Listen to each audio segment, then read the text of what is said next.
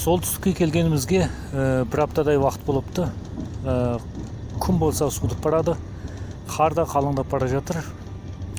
Енді Омбыға барып келейік деген ойменен Омбы жеріне қарай бет алдық. Айтуларға қарағанда Омбыда 2 метр қалыңдықта қар жауады дейді.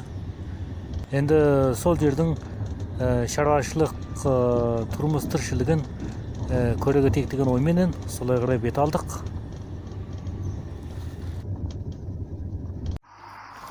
Мінекей көріп отырсыздар, қардың қалыңдығы 1 метрден асып қалған екен.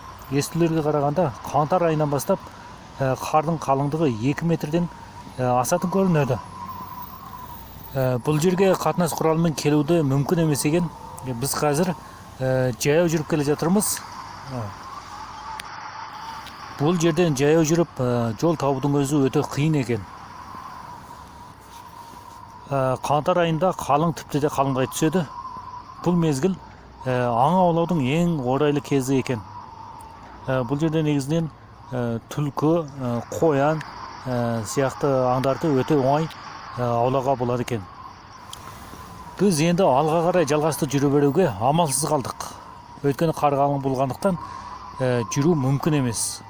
Сондықтан біз осы арадан қайтадан артқа қайтуға мәжбүр болдық. Алдағы жоспарымыз енді Батыс Қазақстан облысы, Қостанай облысы қатарлы облыстарға барып, сол жерде және көші-қон саяхатымен боламыз.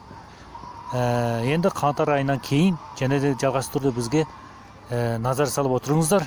Біз және де жалғасты түрде сол жақтағы қазақ халқының тұрмыс тіршілігімен танысатын боламыз.